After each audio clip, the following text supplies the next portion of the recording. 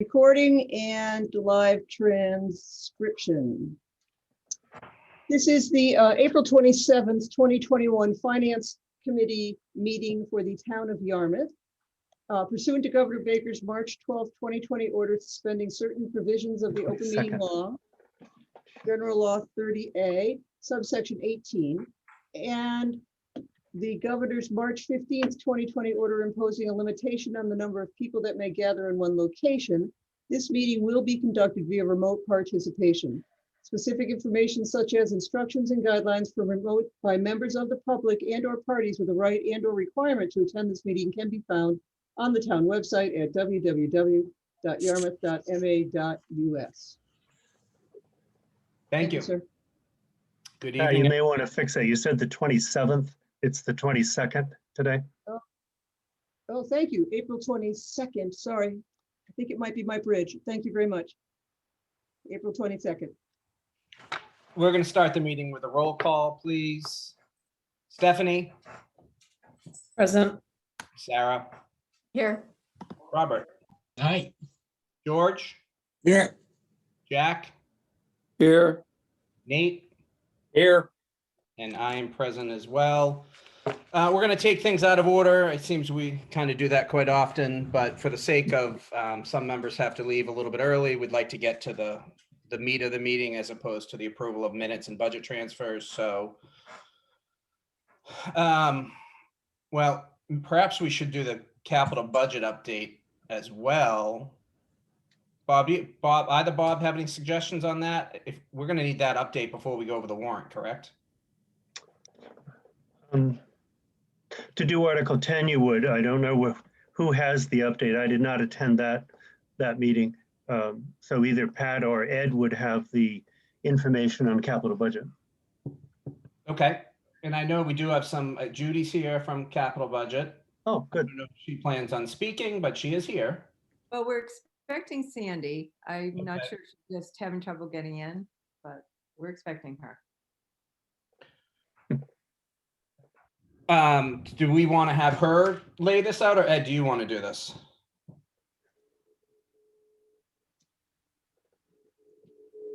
It would be great if Sandy did, as the chairman of the capital budget and or Judy, but I'd be happy to do it if you would like. Well, why don't we again skip around a little bit and start with the review of the warrant, then we can go up to number 9, I believe.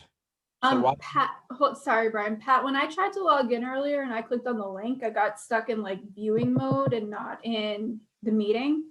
So yeah, is there a possibility she could be stuck somewhere? Possibly. I've lost all of you. I hear you, but I have no. Oh. Sorry. So I'm trying to get to the main screen so I can share screen, and you can see that either. It's not sharing. I've got a shared screen, capital small, but I have it. All right. This is Bob. You have the warrant, Bob? So what did you wanted to go to the capital first? Well, Sandy's not here, so I think I would have liked to, but she's not here yet. So why don't we go through the first 9 items? Sure. To at least get some of this knocked out while we can. So has everyone had a chance to kind of review this and go over at least the first few or all? Mm-hmm. And Ed, can we vote on these as a packet? Can we vote on some of these together? I know we did that. Yeah. It seems that we did that last time.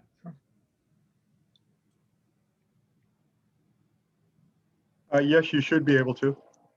You can vote for Articles 1 through 8 if you want to do a quick review, or as you're reviewing each one of the articles, you could vote for each individual article as well. Right. I think taking one vote would be much easier unless we see objections to the first 8, and I don't think there will be any. Does one of the either Bob or Ed want to give us a little rundown or give us some background on any of these? How do we proceed? I'll make a motion. We approve Articles 1 through 8. I'm sorry, can we make this bigger so we can see what it is we're voting on? And This is capital budget. This isn't Yeah, even the what she warrant. said This doesn't isn't the even- right thing on the screen. Right. Excuse me, Brian. Yes. Sandy says she's here, but she can't, she said she can hear, but she doesn't know how to get in. So I don't. Yep. So Bob, if you can share screen, then you're a host, a co-host. I'm gonna get out and come back in because something's wrong with my Zoom and I've lost all controls of the meeting. So if Sandy I can get hear out- me. If Sandy can hear me, tell her to raise her hand because I could raise my hand and that's how I got identified by Pat earlier. Maybe she can raise her hand. Right, I don't see anybody. My controls are gone, guys. Sorry. So log out and log back in, that would be good. Yeah, I'm gonna log Right. out and come back in, okay? And I'm sorry, just one other thing, Pat. Do we have the most recent version of the warrant Yes, circulated? Ed had sent and I thought I had attached it. You did. Thank Okay, you. And that was the last one that I was made aware of. all right, I'll just hunt through my emails for it, thanks. So there is a motion on the floor to, for Articles 1 through 8. Do we have any discussion on these? Does anybody want to go through these briefly? They're all pretty self-explanatory and very standard. Similar to what we would normally do. These first ones are kind of just the way the town works and things that need to be done. Mhm. So we do have a motion. We can have discussion if you'd prefer, or we can have a second. Wait a minute. I'll second. Was that Nate? Yes. Okay. Any discussion? Hearing none, we're going to go right to I still don't Hold on, have it in Brian. front of me, so I don't know what I'm voting on. Isn't Article 8 CPA, capital budget? 8 is fire. I must have an old warrant.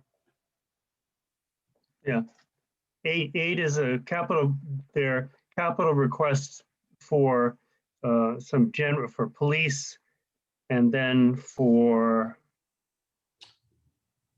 no, I think it's just. Oh, you're right, fire. Yep, okay, I got it. yeah. It's fired. It's It's all just fire. that one, and that's a, It's not capital quite a items, but it's all an fire. offset account. So how does You're right, that- Brian. Okay, I'm going to move with a vote. Right, did you get a second on that? I did have a second. Nate seconded it. Okay. Stephanie? I'm not gonna abstain. I don't have it in front of me, and I've asked if someone can email me a copy. Let me email you a I'm copy. sorry, Brian, I don't mean to interrupt, but I can't find it either.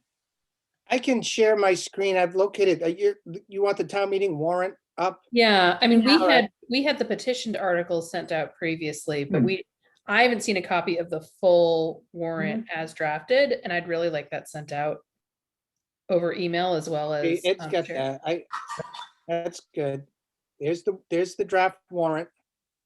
It's in a its couple of draft times. form still. I'll send the link to the town or the selectmen's meeting packet and let you know what page it's on. Hold on. Since I made the motion, I hope I can withdraw it because what I'm seeing in front of me is not what I'm looking at on my other computer here, as what was distributed this afternoon. I would agree with you, George. That's not what I'm looking at either. Same with me. So I withdraw my motion. Okay. Yeah, mine doesn't say draft on it. Right, that's what I'm honing in on, Brian. And that doesn't mean there's any differences, but we definitely need to be certain of No. that. Right. Ed, did you add draft after you forwarded this out?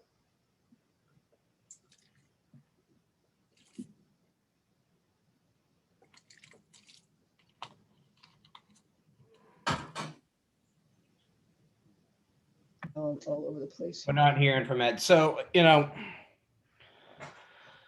until we can get this sent to everybody to look at really quickly, I guess we go back to having Sandy, present from today's capital budget meetings and give us an update there.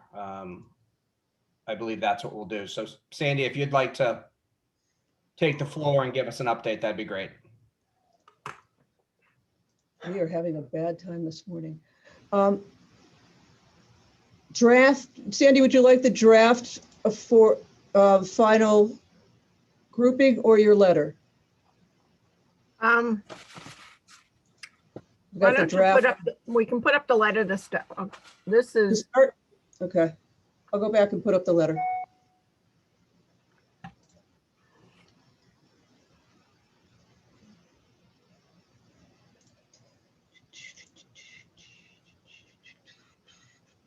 That's the warrant. Of course, not there. That's the minutes. One moment, please. Send it to me.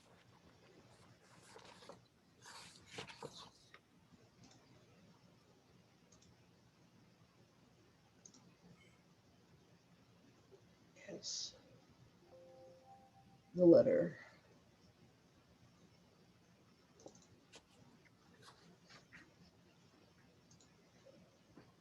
Got it. Share.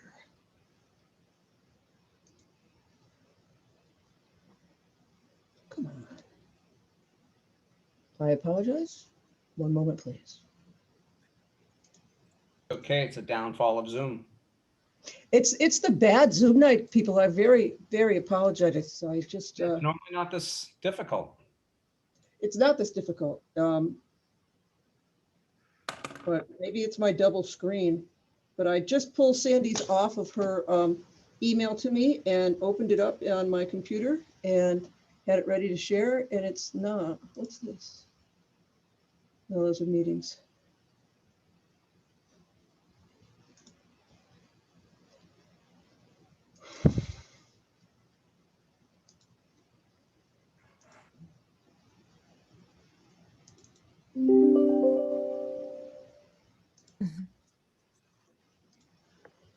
All right, now will you let me share that? Let's see.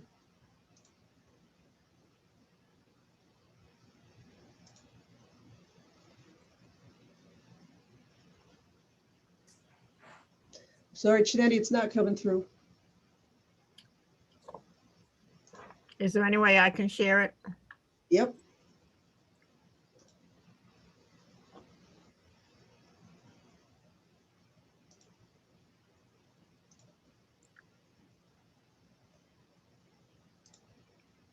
Go ahead. All right, hold on, I gotta find it. I've got, Goodness. there we are. No, that's There we the go. April 22nd. That's not the May That's it. 4th. That's That's it. the, okay, Yeah, I dated theirs April 22nd because that's today. okay. Thank you, Pat.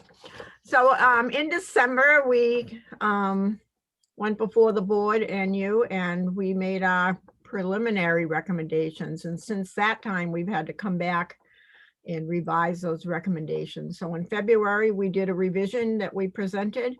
But since that time, we've had two items that have changed that have changed our recommendations. And basically what happened was the DY school system agreed to fund the energy management system and the boiler repairs. So those items were taken out of the February recommendations. And also brought before us was the police body and cruiser camera purchases in the amount of $50,616. So the committee met today and we voted to recommend the body and cruiser camera purchases. So we have added that to our February recommendation. So what you're looking at on this memo is basically overall recommendation. I have not seen the warrant yet, so I'm not really sure what it says for capital.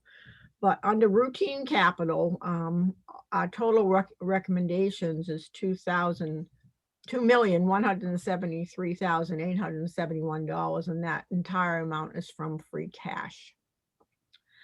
We also have recommended from the fire department $989,000. Now, part of that is coming from the ambulance fund and part of that is coming from overlay surplus.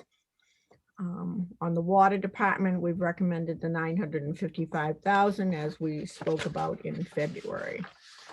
So if you get to the second page, these are the items that are ranked 1 through 18 in order.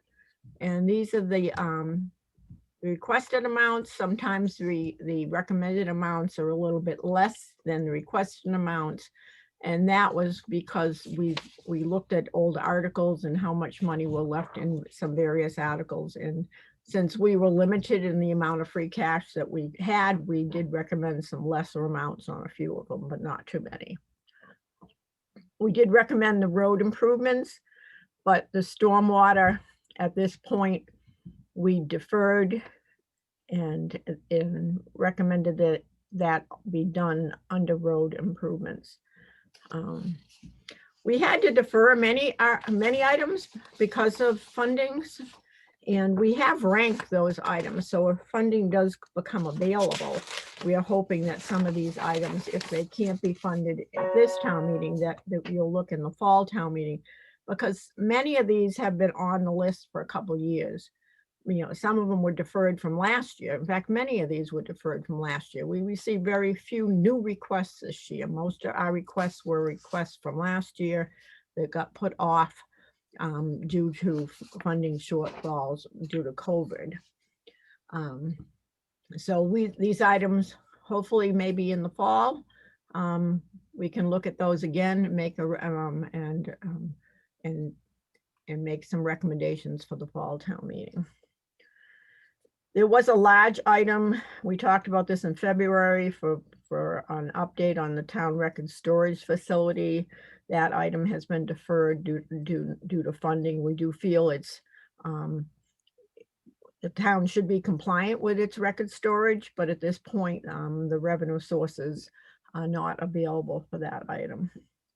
The committee is also looking at meeting over the next few months. We actually met quite a few times with administration and natural resources to talk about the coastal waterways infrastructure, which keeps coming before us every single year in the amount of $3 million. And it has not been addressed, but it, you know, it does need to be discussed, and we are hoping to come up with some type of recommendation on how we could possibly fund those infrastructure repairs. So that's our recommendations in a nutshell. I'm not sure, I haven't, as I said, I don't have the warrant in front of me. But you know, we really don't have a lot to recommend this year besides our list from the free cash and then several items from enterprise and retained earnings. So we're here to entertain any questions. We do have a 5-year plan and a 10-year plan that we can forward to you. We will be talking about this May 4th with the selectmen, and I'm sure you'll be there that night also. So we want you to make sure you have all the current documents. But we're here to answer any questions if you have them. As I said, the list is the same from February, except for those 3 items that I mentioned. Thanks, Sandy. Anybody have any questions? Stephanie or Stephanie? Sarah, go ahead, Sarah. I'm always the first to ask. No, go ahead, because there's a lot of background noise going on right now. Okay.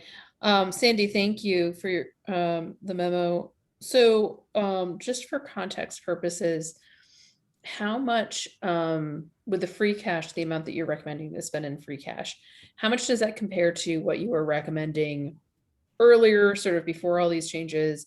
And how does it compare with normal fiscal years? Ballpark, if you don't know the numbers off the top of your head. Well, what we recommended previously, we had $1.5 million in levy money, and the roads and stormwater was also recommended from the levy. From free cash, we only had $146,000 from free cash, because the majority of our recommendations came from the levy.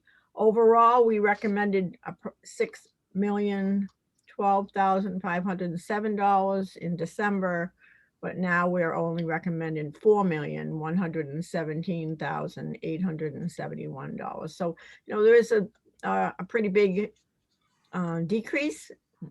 part of that was we were recommending 600,000 for either borrowing or free cash for that, for the storage facility. So we pulled that off because we felt it wasn't good timing on that. So,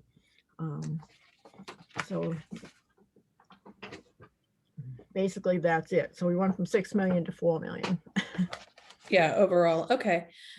I would like to hear, it's difficult with all of the sort of shifting plans in terms of the overall kind of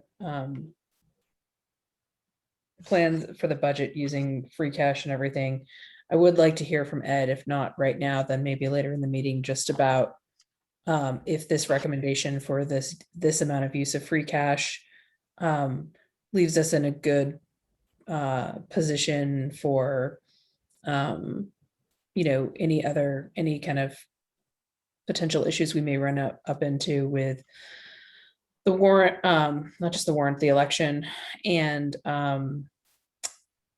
the also bond ratings and all that sort of stuff. And Sandy, another question for you is on the roads recommendation.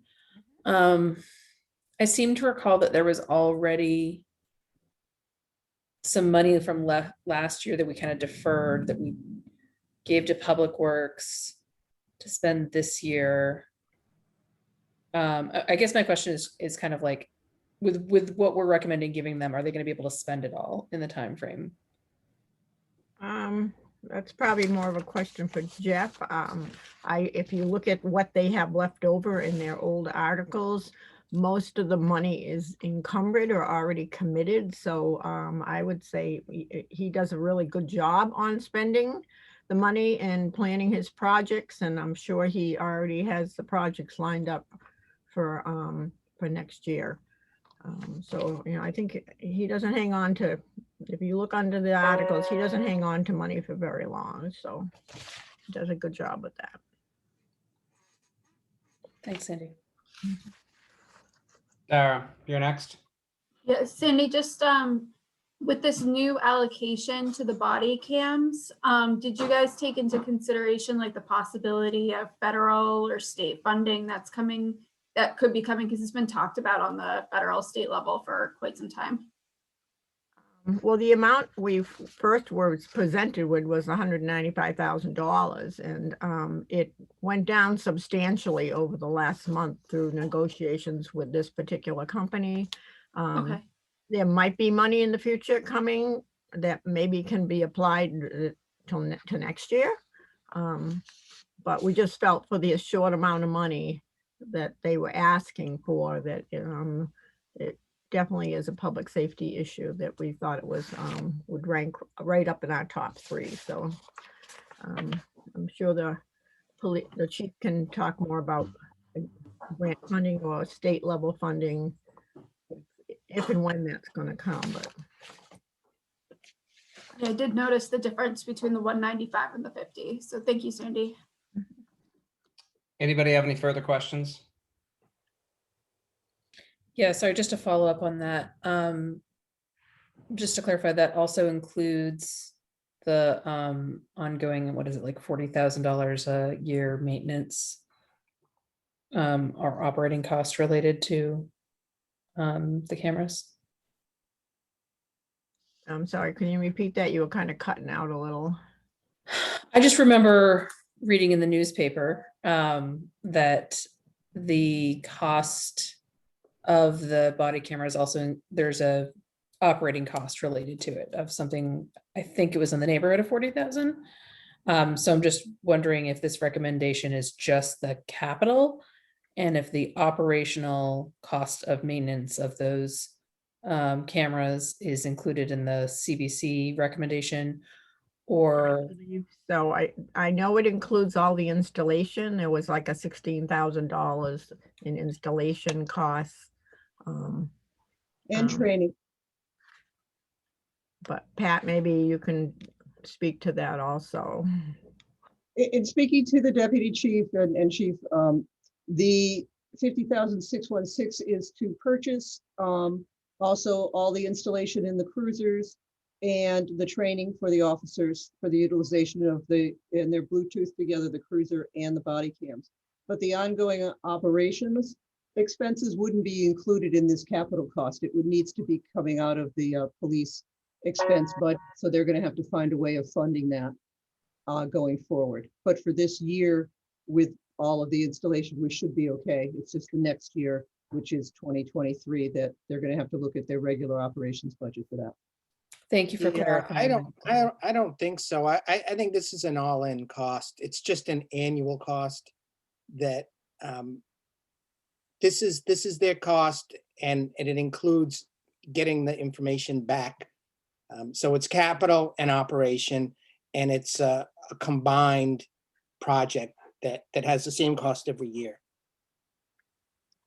That's. Sorry, but do you mean that it's gonna be the 50 every year, or it's Yes. gonna be, okay. It's 50 every year, and it's gonna have to go through procurement, but this procurement involves, you have to put the cameras in, they have to be installed, the people have to be trained, and then they have a service bureau that they are the ones that respond to the requests for information and providing the video. And that there's a cost to that as well. It's all embedded in an overall annual cost. And you'll see that reflected when they do the procurement and the RFP on it. It's not split up. There's no extra money in the operating budget to run it. So what they're trying to do is they're trying to put it all together. It's a comprehensive cost that keeps the program rolling. But keep in mind, a big part of it is having them store the images, retrieve the images, provide the freedom of information and other requests for them. So would this be a capital item every year then? For the additional money next year? This, we don't know. It's proposed as a single capital item. It had a much larger cost initially, and they have researched it and tried to get the number down. But make no mistake about it, when you look at the body camera, the whole process, the actual costs are not buying the camera. It, over the long run, costs more to manage the system. So I think, any bit of logic would tell you that it would be more beneficial for the town in the future at some point to embed these operating costs into the police department. But I think the issue is this: the police department can't magically do them. This would have to, money would have to be placed in their budget. So the only place we've seen the money right now is in this overall request that's 50,000 per year. And we were talking about this in the capital committee meeting earlier.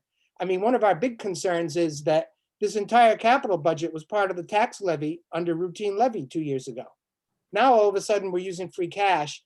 And so we're using free cash for some of these things that are annual operating. So I'm not prepared right now. I'm so overwhelmed with the fact that I'm sitting on 1.5 million that we somehow have to find a way to shove back in the general fund to do under the tax levy because it's free cash right now, which I think we're stuck doing. I too overwhelmed with that to take individual projects, because I went down the list personally, and I could identify for you a number of projects that would probably be better served being in the tax levy. They're so small, or they're not really long-term capital. But I think for at least the present time, given the tools they had to work with, I think that the capital program committee did a tremendous job fitting everything into the resources that they were given. But suffice to say, this is going to be an ongoing dialogue that won't be solved for the May 2021 town meeting. But I just want you to know it's becoming more and more impressed on me on a daily basis, the issues surrounding, using the free cash for a lot of these projects that in a perfect world, would have a place in the operating budget. So I'd like to, work with all of you to see what progress we can make on that. But I just want to be clear where the body cameras stand. It's a comprehensive proposal that involves equipment purchase, equipment training, installation, and the operation and storage of the data. So it's a comprehensive package.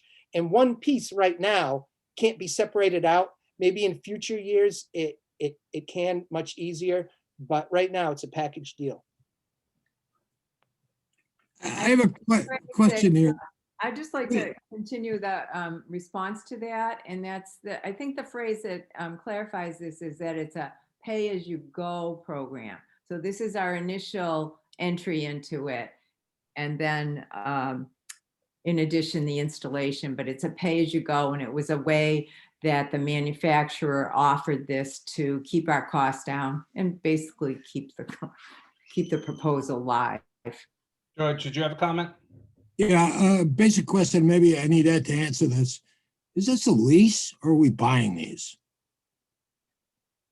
I can answer that. It is essentially programmed to be a lease. The first year is a one-time purchase.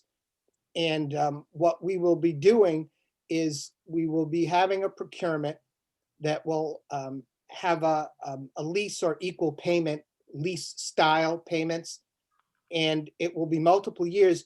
However, right now we're authorized to do up to 3 years on a program. And it is proposed that at the fall town meeting, we institute an article that will enable us to finance this program up to 10 years. And if you go the 5 or 10 years, the company makes the payments much more advantageous. However, it should be pointed out that the police negotiated a deal based on their intention to have a longer term contract with this company. So the company has agreed to implement without further obligation their 10-year leasing price for the first year. And then through the procurement, we'll guarantee future years at that same cost, but the town is not locked in beyond year 1 through this current appropriation. Can I briefly stop? Pat, Ed apparently is in the waiting room trying to get in. I don't know how he got out, but we need him.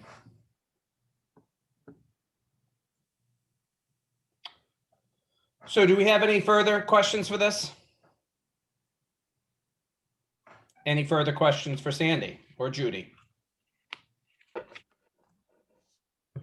Okay, hearing none, why don't we circle back? Thank you, Sandy. Thank you very much. And I'm going to leave the meeting because I have another meeting. Oh, fun. Yeah, thank you, everyone. So in order to go back to the warrant, and Bob, that was included in our emails. I don't think the warrant was included in the agenda. And I don't know if that was supposed to be done that way or not, but. Well, it's important you have the warrant. How can you make recommendations if you don't have a warrant? Well, we have it. The question is we potentially have an outdated copy, and that's what we're trying to figure out right now. Yeah, I think that we had the first draft that was in front of the Board of Selectmen earlier this week, and none of the articles were removed. And then, maybe there was some minor cleanup that was sent off to town council late this afternoon. But the one that says draft, that's what we're going from. And we don't have that one though. Did Pat send you an email? I just sent it off to her, the most recent one from this afternoon. And she was going to send it out to everyone. And if not, what's up on the screen now, I can't manipulate it. I don't know if Ed's sharing the screen, but I would go back to Article 1 and just run through each article so you know what everything says. That's what we're going to do. Yep. Right. I'm Makes sorry, sense. before we do that, can we just go back to the capital discussion for a second? I had asked just, Ed's general take on the free cash, and Bob, you expressed sounded like some strong feelings just about the kind of the way that we're working things in terms of free cash versus within the levy and what have you. Is the recommendation as it's laid out of the capital budget committee something that we feel confident is fiscally sound and going to be positive in terms of bond rating, et cetera?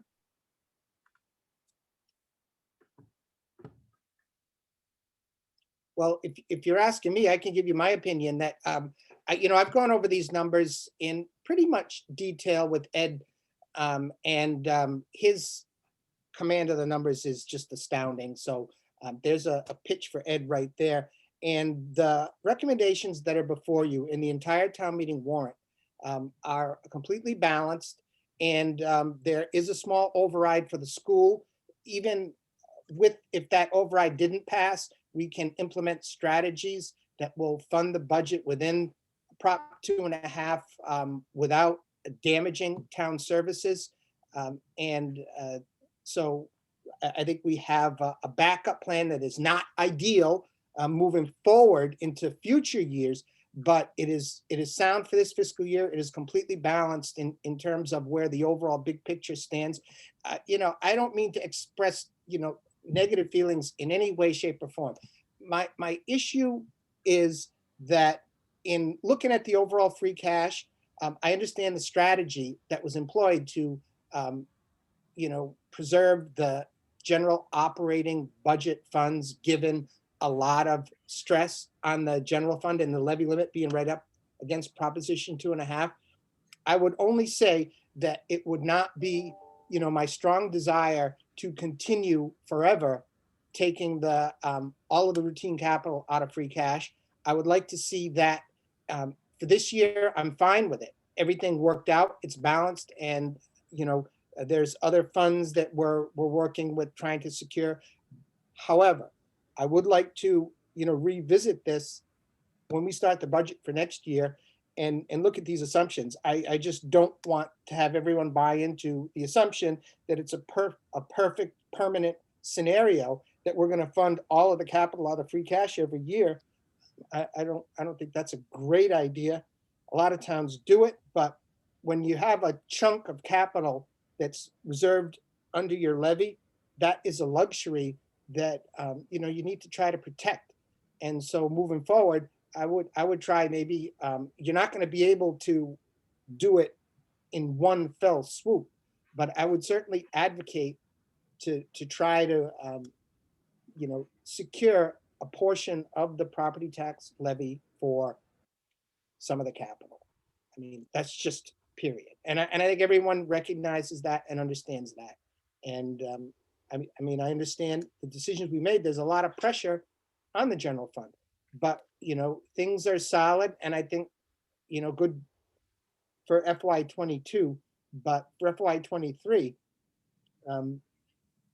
that's we hope that we're going to have another big slug of free cash, but we're going to have to kind of manage how much is being devoted towards the giant enchilada capitals, how much is being reserved for these little small things.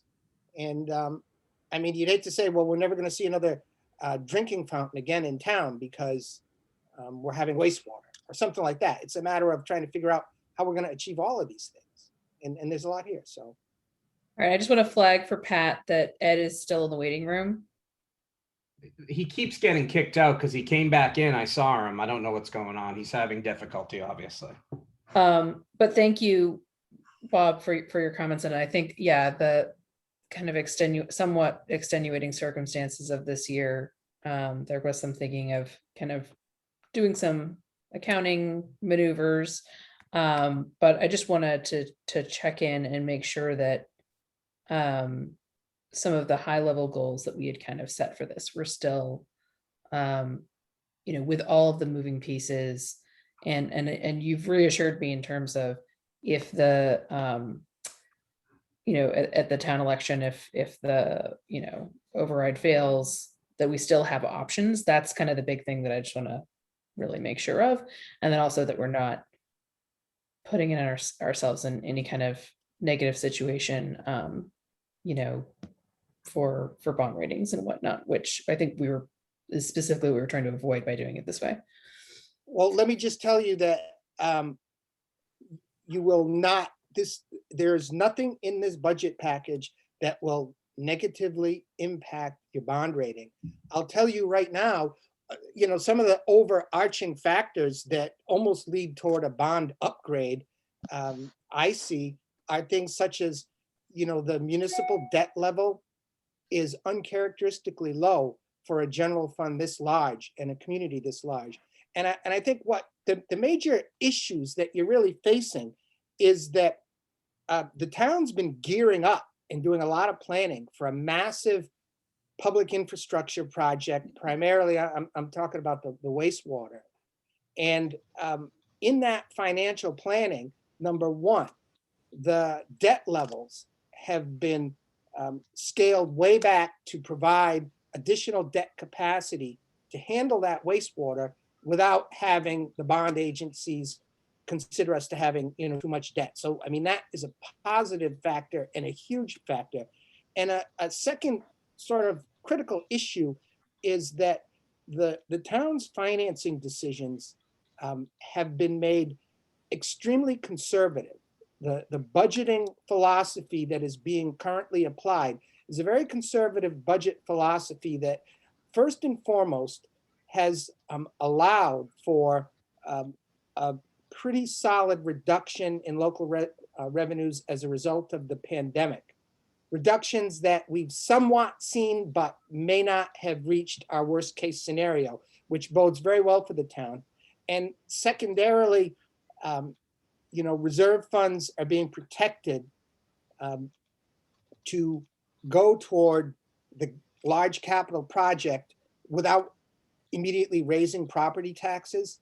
And there's a very conservative, very, very solid plan. I think it's got some progressive elements to help fund the capital and the wastewater without overburdening local property taxpayers. Now that's going to go very strongly in the town's favor, but in the immutable law that there's just limitations on all money. In making those decisions, it somewhat constricts the general fund with revenues under Prop 2.5, that it makes it so that you have to take some of these funds out to devote them towards the wastewater. You have to lower your projections of revenues based on the pandemic. So my key point is that the projections and estimates have been very conservative. And that's why I say that there's nothing in this package that makes me feel uncomfortable moving forward and addressing our future concerns. The only real concern is that we have been fortunate to have a large amount of free cash, and based on our budgeting, we will have a large amount of free cash again next year. And so we'll have some time to make these decisions. But ultimately, I would like to try to revisit the process of having more of the routine capital moved under the levy. But keep in mind, this is a routine capital. There's a lot of capital that's covered under the enterprise funds, the special revenue funds, that is just bulletproof solid and based on actual revenues. And this really is kind of the smaller stuff that I'm quibbling about, but it's important to me, the overall balance of everything. So I bring up issues that I see and that we'll work together on, but there's nothing in here that I see as a huge red flag. Thanks. Hi, this Appreciate it. is Ed. If maybe I can add some historical perspective to the situation that we're in.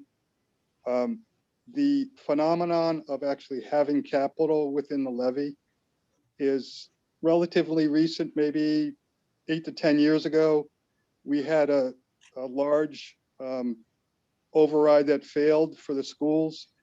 We had to almost eliminate the $1.5 million at that time that was in the levy, and we built it back up slowly. So having the capital or allowing the capital to move back into the levy is just something, as Mr. Rittenauer has indicated, will be something that we'll have to do over time. But there's a precedent for having built it up, lost it, and having built it up again. So I think we can make that happen again with some smart budget decisions going forward. Thanks, Ed. So, Mr. Chair, can I clarify the town warrant issue for you? Yes, please. So I received a copy of the warrant on the 14th, and that warrant was placed into the packet. When it was placed into the packet, I'm assuming and thinking that Mary Alice Florio wrote draft in big red letters on the front copy of it. But it's the same warrant that I sent to you on the 19th to be reviewed for tonight's meeting. So on the 19th, I sent the committee again a Zoom invitation on Monday at 5:04 that included a copy of the warrant, as well as a copy of the agenda. So my apologies if it's too many things I'm sending at different times, but I'm just trying to, that was when we were short and realized we needed to put the agenda out quickly because of the holiday. And now we've pushed this meeting a day after because of that. But that warrant was attached on that email on the 19th at 5 o'clock. So So I we have don't the know. correct warrant then. I do believe you do. Yes, sir. That's fine. Great. So does everybody have a copy of that? Because I know it's rather difficult, at least for my horrible eyes, to read on the screen. So does everybody have that copy in their email that they can reference if need be as we move through this, please? Yes, good. So we originally started this meeting with a thought of maybe bundling 1 through 8 into one vote for the sake of brevity. I still think we can do that. And George, you did make a motion and then withdrew it because you weren't sure if this was the right warrant. We've clarified that it is. So I will make that motion again or reaffirm that motion. Thank you. And do we have a second?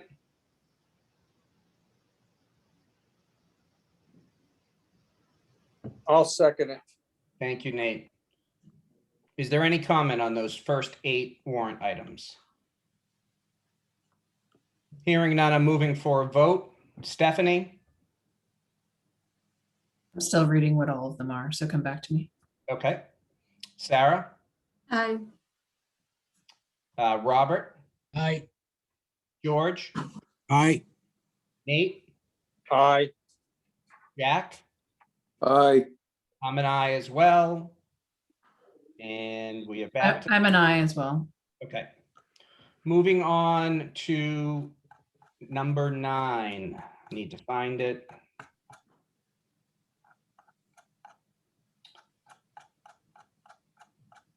think it's on the screen, Brian. Order capital. Oh yeah, thank you. I have trouble reading that, so I need to find it on my own. Right, so this is so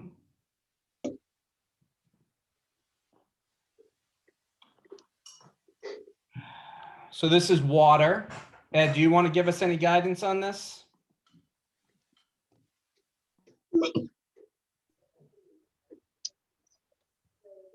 This was a capital plan put together by Jeff Colby and Lori Rizala as it relates to their upcoming 12 months needs for capital. The one item, the land acquisition, is to preserve some property around a well. And everything else is pretty standard and is done pretty much year to year. Thank you. Let me point out that it's just so that when the question comes up later, that the land acquisition is proposed jointly between the Water Department and the Community Preservation Committee. So you will see this item once again under the Community Preservation for another 300. So there's a total of 600,000 that we're trying to consolidate into a single article. And if we're capable of doing that very quickly, we think it would be easier for the voters to put it all together that for the land acquisition to protect the wellhead, there is 300,000 from Water Department, 300,000 from Community Preservation. Okay, thank you. Do we have any motion? I have a question, Mr. Chair. Thank you, Robert. Is there, Bob, is there a reason why the whole 600 doesn't come out of CPA? Did they not have it? It was the way they initially requested it, so that the water had funds to pay for a part of it, But a lot of times community preservation, I mean, that's why it's so valuable, because it can leverage funds that are available from other sources that may not be adequate with these additional funds that, without which a project might not be able to move forward. So I think the cost sharing arrangement is a common, theme that you'll see with using CPA to leverage town funds so that we can accomplish more. I understand, but if there was 600,000 in the CPA funds, why wouldn't we just keep the water money where it was and use the CPA funds? Yep, good point. I think part of the reason is that the water department this is Bob Lawton, water department is also applying for a grant that may additionally be 600,000. So when we get to Article 14, the CPC amount will be a sum of money, not the X's that are currently in Article 14, because we're now looking to see if the potential owner of the property, because there is a purchase and sale on it, is willing to sell some of the back property to the town for well field protection. So they have the 300 in water because that's part of their water reserve. There may be additional funding in a grant, and then the balance of the funds would be coming from the CPC, as Bob Rittenhouse said, to make one package. I get it, Bob, but I don't think you're getting my question, which is, maybe I should just simply ask this. Somebody asked CPA how much money they have in their land acquisition balance budget. And if it's a lot, maybe we ask them to pay more. Water just came up with like a $3 million worth of wish list. And now we're going to pull another 300,000 out of water. We know water rates are going to go up with us. Jeff did an excellent job of putting back together a package of how far behind we were in our water improvements. Like I said, we just appropriated like 3 million for them. I think we're trying, and now we take another 300. I think CPA should be there to help places like this as much as possible. Okay. So maybe we could ask. We can talk to them about that. Yes. Good point. Go ahead, Brian. I'm all set. Thanks. Do we have a motion on the floor?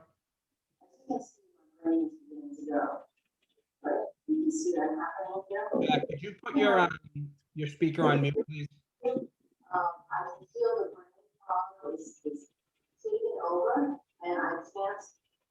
Mr. Moynihan, Jack Moynihan, can you put your speaker on mute, please? We are getting some disruption from background noise in your home. Thank you. Sir.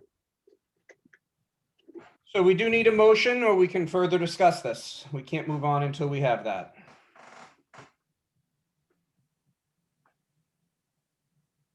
Seeing none, I believe we're going to skip that article then. We'll circle back to that. Article 10.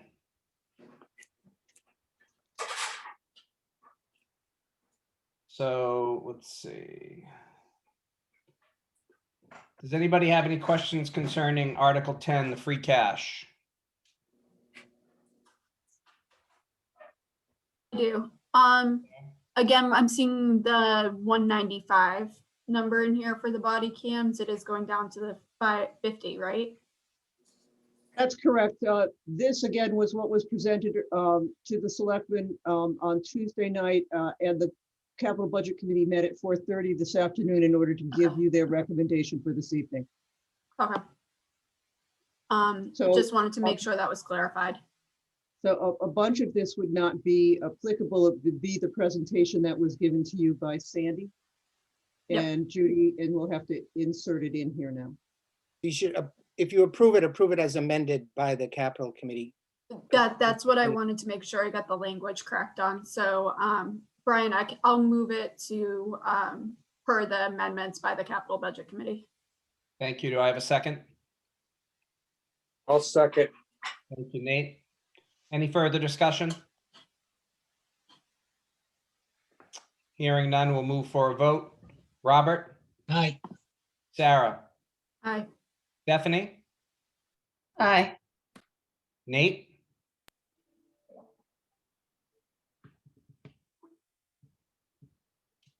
Aye. Jack? Aye. Is George still with us? George, you here? No, he just He's gone, posted he okay. left. Okay. He Oh, yeah. just showed- And I'm an aye as well. Moving on to Article 11. This is a big one. Has everyone had a chance to review this? We've spoke about this in the past. This is for the HVAC system for the schools, $3 million. Chief has presented to us the importance of this with the quality of the building. So does anybody have any questions? Do we need to discuss this? Motion to accept as submitted. Thank you. Do we have a second? I'll second. Thank you. Any further discussion? Hearing none, we'll move for a vote. Robert, Aye. Sarah, Sorry, aye. Stephanie, Aye. Nate, Aye. Jack, Aye. and I'm an aye as well. Article 12. So this is a salary and wage adjustment due to collective bargaining, $250,000 on the warrant.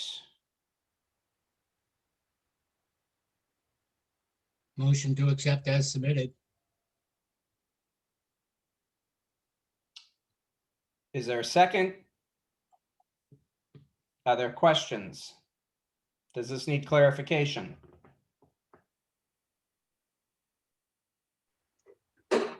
I'll second. Thank you, Nate. Any further comments or questions? Hearing none, we'll move for a vote. Robert, Aye. Sarah, Aye. Stephanie, Aye. Nate, Aye. Jack, Aye. and I'm an aye as well. Article 13. Tourism. Looking for $446,295 to fund the Tourism Revenue Preservation Fund. I don't mind to cut anybody off, but I've seen these years and years in a row. They're kind of our maintenance type of product, but again, I would motion this as submitted. Do we have a second? Second. Any questions or concerns? Hearing none, we move for a vote. Robert, Aye. Sarah, Aye. Stephanie, Aye. Sharon, Nate, Aye. Jack, Aye. Sharon, you don't get to vote. And I'm an aye as well. Moving on to 14. Mr. Chairman, I believe Article 14 is being withdrawn. Okay, And the purpose of the article can be effectuated via a vote of the Board of Selectmen, we believe. And so we'll Yes. move forward, but it doesn't need a separate article. okay. So we're skipping 14. We're moving to Article 15, which is the CPA fiscal year 2022 estimated revenue. Let's see. Does anybody have any questions or comments on this? Do we need further clarification on this? Motion to accept as submitted. Thank you. Do I have a second? Second. Thank you. Any further comment? Hearing none, we'll move for a vote. Robert, Aye. Sarah, Aye. Stephanie, Aye. Nate, Aye. Jack, Aye. I'm an aye as well. Moving on to 16. So I believe the next handful are all CPA. So this is the affordable housing projects. There are 4 of them. We've seen this in presentation format in the past. We've vetted this. Do we have any further comments or questions? I see Stephanie, so please. Yeah, just a point of clarification for the members of the committee. I don't actually know with regards to the fund for, oh, actually, I'm sorry, never mind. Disregard everything I was just gonna say. Sorry, continue. Okay. I got a quick, So we've seen this. Does Robert, do you have a question? I do. Project D. Yes. It's Yarmouth money being spent in Dennis. I understand the cause. I personally support that type of a clause, but I don't support Yarmouth money going anywhere else other than Yarmouth. Well, the answer is yes, if that was a question, right? I mean, this is a Right. project in Dennis. Exactly. I'm sorry, Bob, I didn't understand. I may have misunderstood if your question was rhetorical, but I thought you started off asking if this money was going to be used in Dennis, and No, the no, answer no, to that I know it is is. It's, yeah, it's written Yeah. right there. I know it is. Yeah, Okay. that's, no, it was not, it was, no. It's a comment that I don't want to vote against all of it. That's the one that sticks out to me. Like I said, personally, I would probably support it, but as a finance committee member, where my one sole position is to be a steward of town's monies and the taxpayers. And to me, if this means we've run out of projects in Yarmouth, then that's a different statement. It just seems weird that we have to send Yarmouth taxpayers' money to Dennis. It doesn't work for me. That's all. Okay, thank you. Stephanie?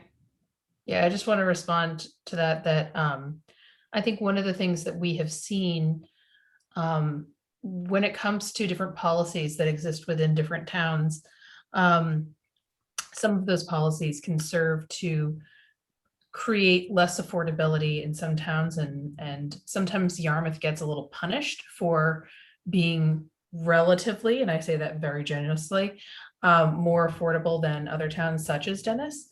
And so as a result, oftentimes we get punished for that in terms of having to, in terms of, more folks moving to our town, more, kids. I think we should always support that, but, don't believe in rewarding other towns for kind of exclusionary housing policies and other things like that, that would serve to make their town less affordable. So anytime that I do see a town doing something that is going to do their share of the work, and we can help kind of have a regional approach to that, I would encourage that, and I support that. Are there specific qualifications for residents to be accepted into this housing? Could we, it's not, I'm assuming it's not just Dennis residents. Right. From what I'm aware of, this is a, if Mr. Rittenhour has more information he'd like to share, I can hold off. Bob? Well, no, I mean, it's veterans housing with the low income, and it is not limited to Dennis residents. I don't know. I doubt that Yarmouth has a unit or anything here, unless anyone has that information. Sometimes. There's nothing comparable in Yarmouth. No, nothing comparable to. But it can be a resident outside of Dennis. Oh, absolutely. And the first grouping was full, and I'm not sure of the residency of the veterans. I do know that they were very excited because out of the 5 slots, 2 or 3 were female veterans, which you don't find housing for female veterans. It's sometimes challenging as well. And this is a nonprofit that's working to do this project. And I know that they want to expand. It was received so well, and there were so many requests for housing. They want to continue to develop the housing. Comment, which is, this is not about the merit of the project or the need for housing. This is simply about taking Yarmouth taxpayers' money and spending it in another town. That's my position. Now, I don't want to drag this on forever, so you have kind of 2 choices. You can pass A through D, obviously.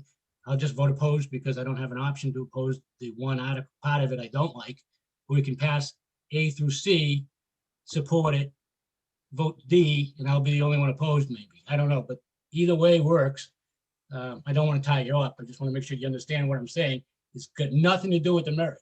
Personally, I would support it. As a finance committee member, I do not. Do other towns contribute to this besides Yarmouth and Dennis? They do.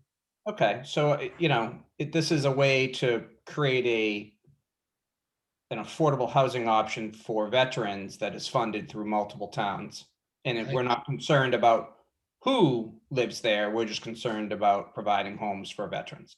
Well, I'm I get- concerned that why wouldn't we save the money for our next affordable housing project in Yarmouth? It's not like we haven't met the standard we're trying to get in Yarmouth, but we're sending money to Dennis of our taxpayers.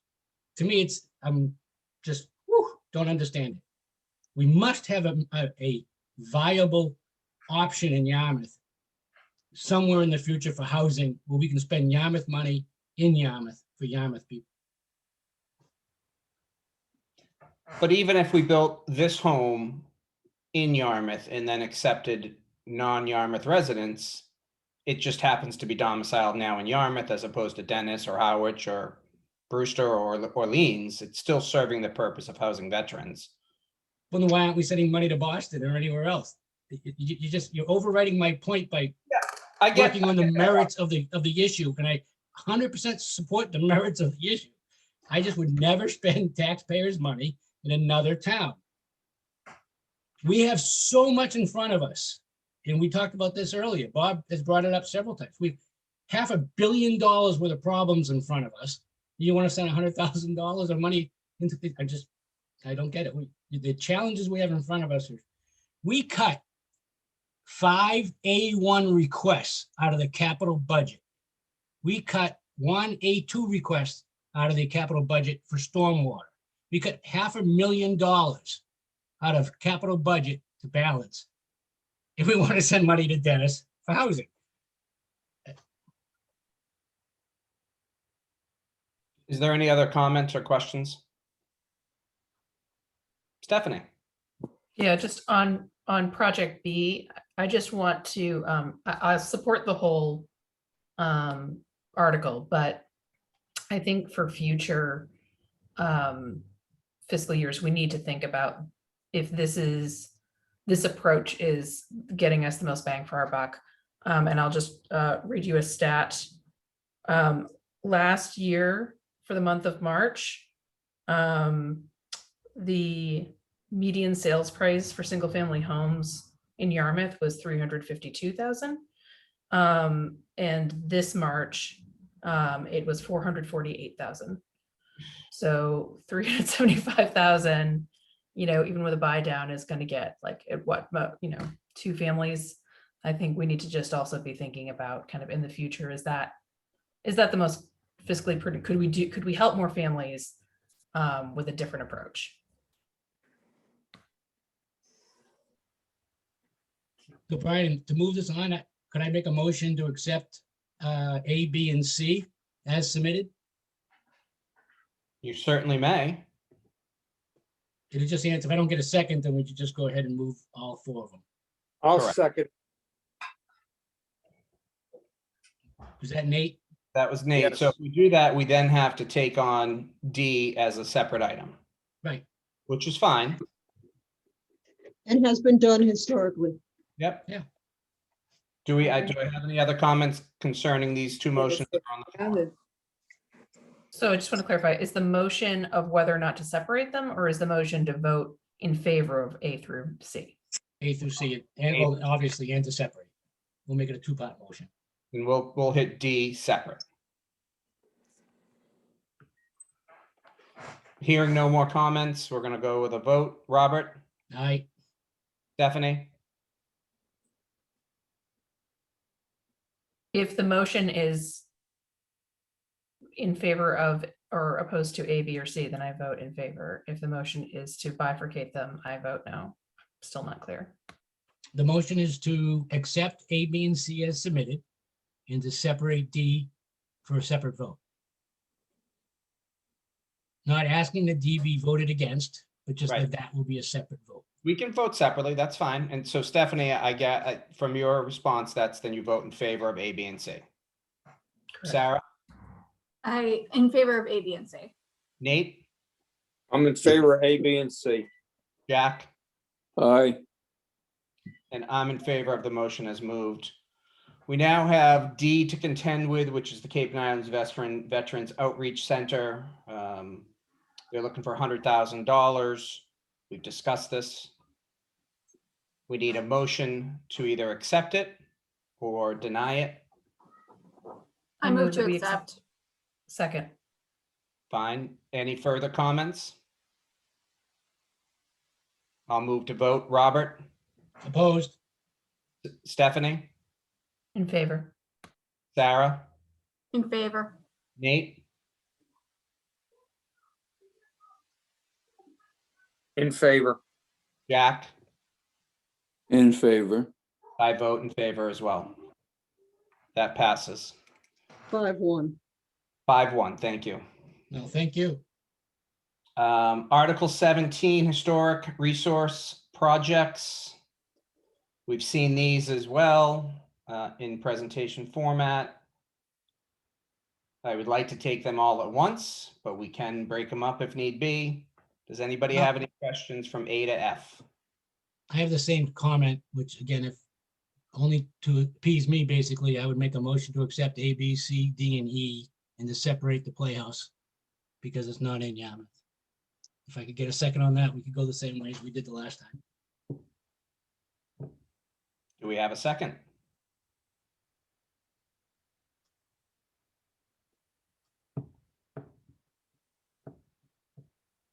I do not believe we have a second on the floor. Okay, then let's do this. I'll make a motion to accept Article, what number you on? 17. 17 as submitted. Do I have a second on that? Second. Any further comment? Hearing none, I move for a vote. Robert, Opposed? Stephanie, Aye. Sarah, Aye. Nate, Aye.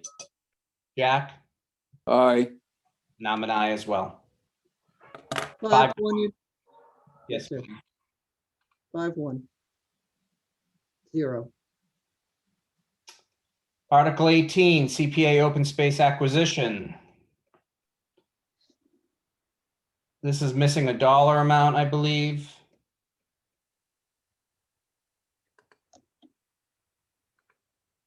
I think that would be simply at this point, a sum of money. Sum of money. Okay. And this requires, does this require it? Yeah, this requires a 2/3 vote Yes, Of the town meeting. At town meeting. at town meeting. Okay, thank you. Does anybody have any questions on this? Do we need clarification? I'll make a motion as accepted. As submitted. Second. Any further comment? Hearing none, move for a vote. Robert, Aye. Stephanie, Aye. Sarah, Aye. Nate, Aye. Jack, Aye. and I'm an aye as well. Moving on to 19, CPA Recreation Project, $1.5 million from Community Preservation Act funds by transferring $1.5 million from the undesignated reserve for partial construction of the Riverwalk Park and Boardwalk Loop. This has been talked about for a very, very long time. Discussions have been held. Does anybody have any questions or concerns or comments about this? Do we need any clarification? Do we have a motion? Motion to accept as submitted. Do we have a second? Second. Thank you. Any further comment? Hearing none, move for a vote. Robert, Aye. Stephanie, Aye. Sarah, Aye. Nate, Aye. Jack, Aye. I'm an aye as well. Article 20, open space project, CPA open space projects. There are A and B to the tune of $118,616. Any questions or comments? Further clarification? Is there a motion on the floor? Motion to accept Article 20 as submitted. Is there a second? Second. Any further comment? Hearing none, move for a vote. Robert, Aye. Stephanie, Aye. Sarah, Aye. Nate, Aye. Jack, Aye. and I'm an aye as well. 21, Mr. Chairman, I believe Article 21 is being withdrawn. thank you. That's correct. Article 22, this is an easement for Eversource on 74 Town Brook Road. Any questions or comments on this? Brian, I have a comment. Yes, please. Is this where we defer to the applicant because it's not really financially related? I don't see that there's a dollar amount on it. Sometimes we used to say we'll defer to the who submitted, which in this case would have been selectmen. Board of Selectmen are considered the DPW commissioners. Right, there is no financial commitment to this, so Just some of these that's what we used to do. It's a new board, so I don't know what they want to do, but in the past, as you know, we used to say sometimes we just refer back to the applicant because there was really little financial impact. I don't have an issue with that. It doesn't seem applicable to our committee. So would we need it? We'd need a motion to refer back to the submitter. Motion to defer to the applicant. Do I have a second? Second. Any further comment? Hearing none, move for a vote. Robert? Aye. Stephanie? Aye. Sarah? Aye. Nate? Aye. Jack? Aye. I'm an aye as well. Article 23 has obviously been removed. 24 is the DHY Clean Waters Community Partnership. I'm not sure what that means by eliminate. Do we have clarification on that? Board of Selectmen will discuss this at their next meeting. And it is potentially because the towns of Dennis and Harwich aren't moving forward right now. This is ripe to be postponed to the fall, and that has been recommended by the committee as well. So we would have an opportunity, they're gonna meet Tuesday and discuss this? So we would have an Yeah. opportunity to vote on this on Wednesday. Yes. Okay, we'll defer it until Wednesday. Brian? Stephanie? Yeah, just a question for Bob. What is the downside of entering into it now? I understand the other towns are kind of on the fence of whether or not they'll do it at all, or they may do it later. What is the downside of us adopting it if? I don't think there's a financial downside. I just think that, as it was explained to me, that there's a number of the critical issues that we would like to have resolved are not completely resolved. And so, from a financial standpoint, either way doesn't make a big difference. The key is to continue to work with the other towns to try to move everyone together. And, we had a lot of this discussion over, well, is it better to just show leadership and let them know that we're in it to win it and we want them? Or is it better to keep the discussions open and move them forward? I think it's a matter of opinion, but I don't think that there's a significant downside of whether this is, now, except for the lack of potentially answers to important questions that may arise. Yeah, I share that sentiment that it is a matter of leadership, and this can will be kicked down the road indefinitely if someone doesn't step up, and I think it should be Yarmouth, but I'm not a selectman, so thank you. Well, would the question become if we voted to do it and then at the meeting, the town folk decide not to approve it because they know that neither of the other towns have moved forward, we'd run that risk of it being voted down, correct? Well, yeah, that's a risk. And honestly, the way I look at it, when it comes to these articles, the Board of Selectmen are in charge of figuring out, these big questions of whether this should be on or whether it should be delayed. And I honestly think what we need to do is hear from the Board of Selectmen. And if they're not comfortable putting it on, there's no sense recommending it. And if there's a comfort level, then, we can all band together and push it and make it happen, because that's what we all want. So, I mean, honestly, I would say let's, tune in to the Selectmen's meeting and offer feedback. And I know it's a tough decision for them, just like it would be for you. So, and they're going to be getting together with, some of the project proponents to make that decision. So let's all participate in it and figure out the best way to move forward, and show that leadership from Yarmouth, because I think, that's what everybody wants to do.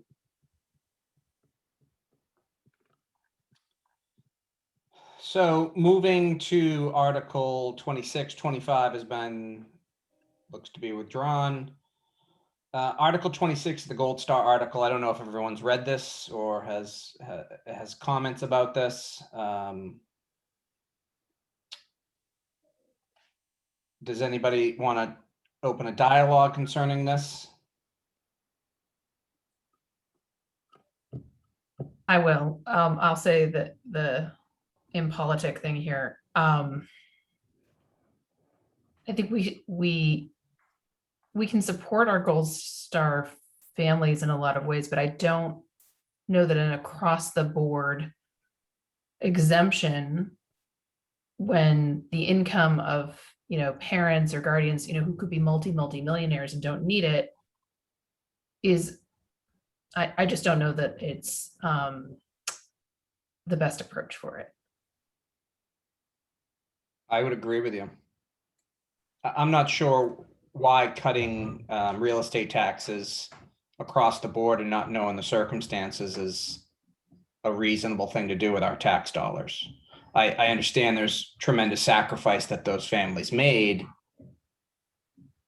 but we would be remiss if we just gave across the board cuts to every family. Like, I could see something if people applied for it and if there was some sort of criteria, that I could definitely get behind, but just across the board, it seems very broad.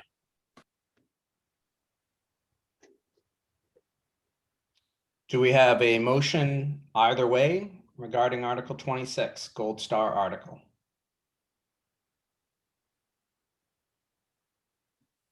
Brian, suggestion? Let's wait and see how the selectmen vote on it. That's It's not- fine. I don't know if deep. they're gonna vote. I don't know if they're It's gonna not- vote. It's not deep, but they haven't taken a position on it that I can see.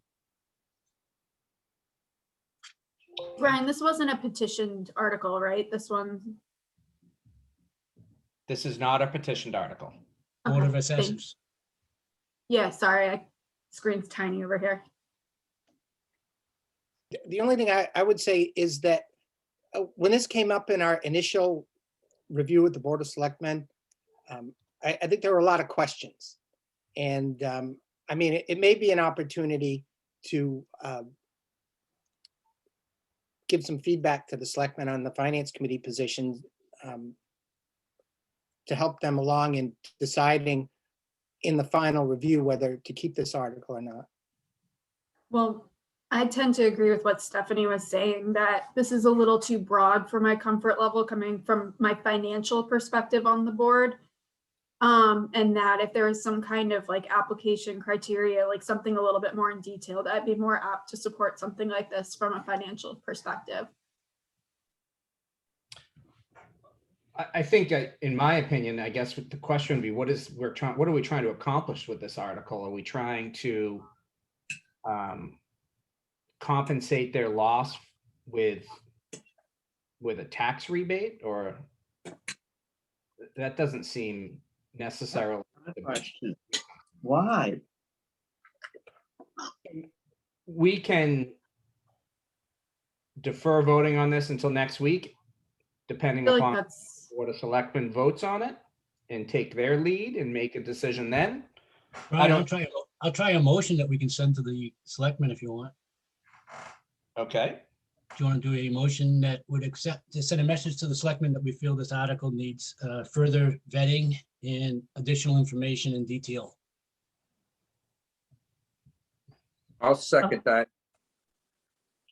well, but I mean, that's not really a vote on, Yeah, Oh, Bob asked us to send something to the selectmen to give them kind of a guidance thing, and I'm thinking that's what I was hearing, so I'm just repeating what I thought I was hearing.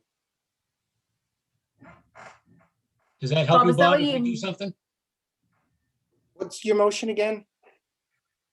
That as submitted, this finance committee feels that there needs to be additional vetting of this request in more detail as to how it be managed. Sure, Right, I mean, that's fine. Any feedback, like I say, I can only tell you, this came up, there were questions. It was like the first time folks were going, why are we doing this kind of thing? And so maybe something to, anything to let them know you're thinking. And do we even need to motion it, or can you just take our feedback back to the select board? yeah, we could do that. I don't think a motion's needed because a right. motion would go on the warrant. No, I was trying to help Bob, but it's all right. Nope, I'm that's fine with fine. that. He's good. So we'll, Bob, I withdraw that motion. thank you. Welcome. Pat? Sorry. no, Sarah, you go first. No, I second, I believe it was Nate who said why. I second that sentiment as well. So I think, I think this is really unclear to people, right? Why are we doing this? Where did it come from? Who else is doing it? So the assessor's office was the one that was made aware of this, and a call came in asking if we had this particular program in Yarmouth. And so we looked up, saw what it was, and we're putting it forward as other communities do. Now, Ed, you might have more information, but I know that Andy Machado could maybe put a little more light on this and send a response back to the capital budget, the finance committee before we, and they still have a chance to vote on it, but it sounds like you just need some more information. Why yeah, was it even put- that, I can give you the background if There you you'd go. like, Mr. Please, Chairman. Ed. Steve Exaros, former deputy police chief, lost his son overseas. He went to the assessing department and the Board of Assessors and indicated that he thought it would be a good idea to have this option for the town of Yarmouth. Board of Assessors evaluated it and wanted to present it for consideration by the selectmen to add to the warrant.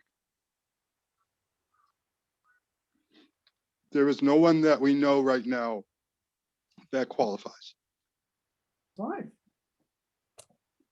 Lisa, is that true? He doesn't even live in Yarmouth. That's what I'm saying. He no longer lives in Yarmouth.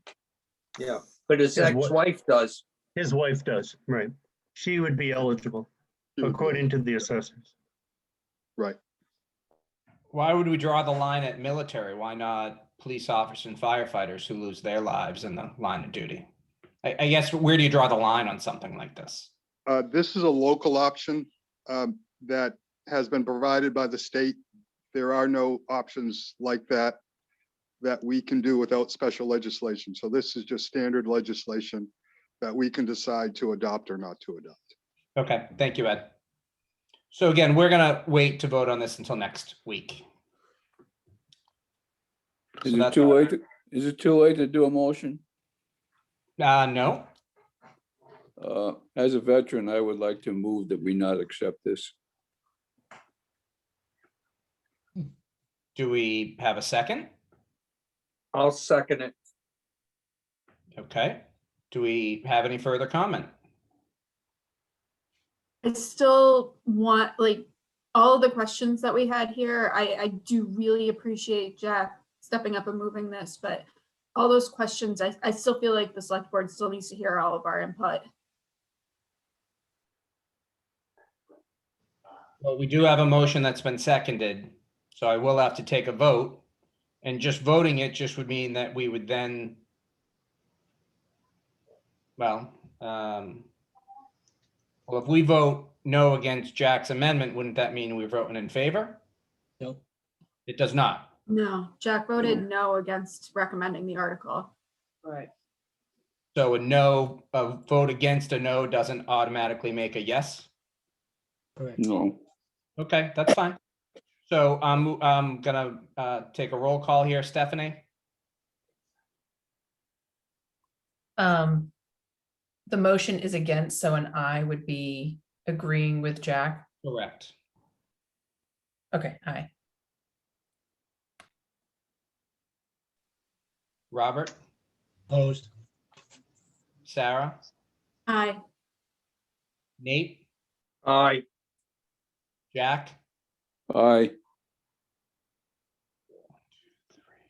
I'm opposed. I would like more information about this and be brought back to us. But 1, 2, so how many votes were in favor? 4. 4-2, so I think it So that passed. passes anyways. 4-2 for those who are keeping score. Article 4-2, 27, recommend. to not recommend. Thank you, sir. Article 27, commercial sale of single-use plastic water bottles. This obviously is, we were presented this. This was a warrant that was on and deferred, I believe, from last meeting. Three times. Thank you, Pat. I think everyone's probably pretty clear as to what this entails and what the details are. Do we need any further commentary? Stephanie, please. Quick question for either Bob or Pat. Have we heard, has the town heard any feedback from the Yarmouth Chamber or any in the business community raising objections to this article? I can start. And the only recommendation that I've received on it is from the Recycling and Solid Waste Advisory Committee. And they recommend postponing it to do additional education outreach and to try to, build some other infrastructure. I imagine the business community, we haven't heard from them, but they would probably have a similar opinion. The Economic Development Committee is meeting, I think, on the 29th of April. And that's when they will discuss it. So they didn't have a chance to vote on it yet, and I have to leave, but my thought on this would be to be against it for 2 reasons. One, I don't see anywhere in the article where it allows for water bottles that are 100% made of recyclable materials are still banned. And I think also what we've done in Yarmouth is we've driven out a base of commercial taxpayers that was as high as 18%. We're now below 6%. We keep handicapping our retail people by setting standards that are higher than anywhere else around. And again, I think there's a huge flaw in banning, I don't even understand it, banning water bottles that are made of 100% recycled plastic in the town of Yarmouth. That part just, I don't understand.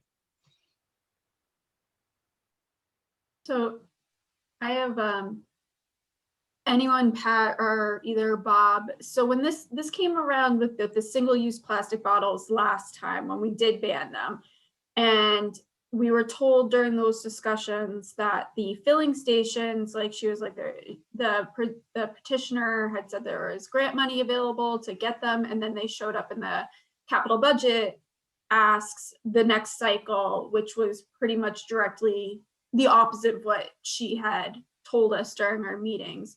Is like, and then I don't even think those refilling stations have been even started to be built yet at this point. Are they like, and from what I understand here, like, I mean, these are just bigger water bottles than the ones that are already, well, an additional, sorry, more water bottles are banned. Before it was just the town. So would this mean we'd have to put like more filling stations? Is that what where we're ultimately moving towards, is like even more of these filling stations? Like, is the town like prepared to spend the money to have all of the, like, to like, because I think we only put in like 20,000 towards those stations or something like that. But like, is that in the long-term plans? Yeah. Sorry, that was like really confusing way of asking that, Pat. Bob, would you Yeah, like I'll to just jump in respond? quickly because clearly that we're not prepared. There are, the only filling station I've seen is in the new DPW facility, which is not opened yet, but that'll be great. But as far as replacing all over town, there's very limited funds that have been associated with this. And so we're in no way prepared to have the town take the actions that would replace these water storage containers. So that's just not part of what we're doing right now. We only have 4 budgeted right now to be created, I believe. None of those have been created though, right? I don't think so. No. Okay. Steph? They have not. Yeah, but I'm going to play devil's advocate here. We've postponed this article 3 times. We've talked about having water filling stations each and every time, as I seem to recall, and we're not much closer to it. So it becomes a chicken and the egg thing,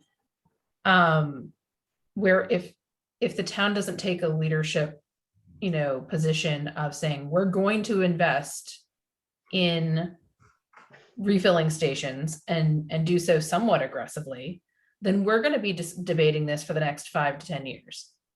So to a certain extent, voting yes on this could force us to take more responsibility for putting in those water filling stations more quickly. Pat? First, we never passed it, Sarah. We discussed it for quite a long time, and one of the hiccups was that the school department, the school district were selling water, and it was a part of what they were doing there, and they weren't thought about in this process. So I don't believe that we have a ban at all of commercial sale of any size of water bottles at this point. So it starts at No, it definitely passed a couple years ago, the single-use ban. It was municipal. Municipal. Couldn't be sold on town property. right. So it wasn't I'm sorry. Yeah, it wasn't townwide commercial. It was just the municipal. No. So the only thing that it impacted was the golf courses. Yeah, I don't think it impacted the schools, right? Because they're not town owned. Right. And there was some concern about that, but they were separate. So the only people that couldn't sell them then were the golf courses. And then they could sell them during an emergency. So they made a transition that the fire department could have them in case there was a shortage of water. And so now this is going back again, looking to do it in the business community. Beyond municipal setting the example as it was the first round, now it's expanding to the commercial sale. There is a request for 20,000 for new water stations in anticipation of this passing, but also because many people now do bring their own water containers and they aren't plastic bottles. So, at this point, if funded, those refilling stations, there's a plan already of where they go in the major parks, such as Flax Pond, Old Town House Park, Sandy Pond, and that they probably can go in the next, before the end of this calendar year, after if it passes town meeting. But that's only 4.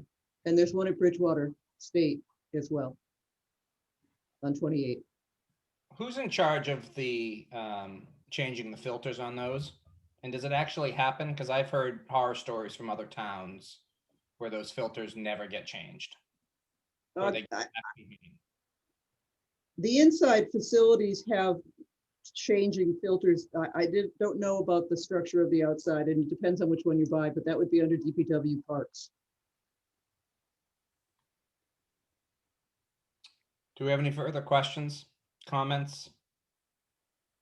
Do we have a motion? I'm move that we approve the Article 27 as submitted. Do we have a second?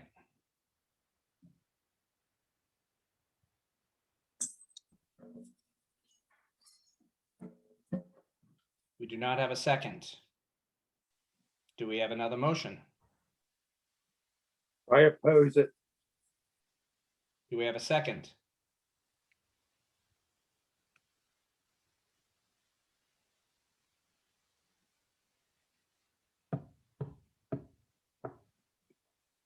Is Robert no longer here?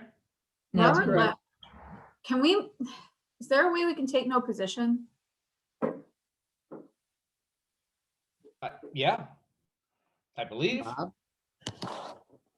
Well, you could, I think, usually if the finance committee has more information that they would like to receive, you would say recommend from the floor. Well, I Yeah. don't think there's any more information we need. I just Okay, think no one's willing to. either oppose it or approve it.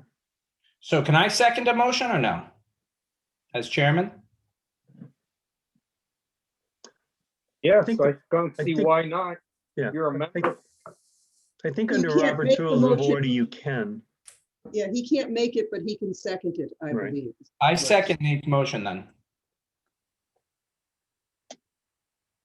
Any further comment? I will go to a vote. Stephanie, so a vote yes would be against the article. correct. Okay, then I vote no. Sarah, Yes. Nate, Yes, Jack, No, I'm a yes.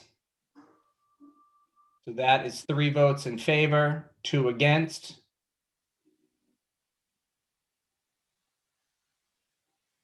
I believe the motion passes.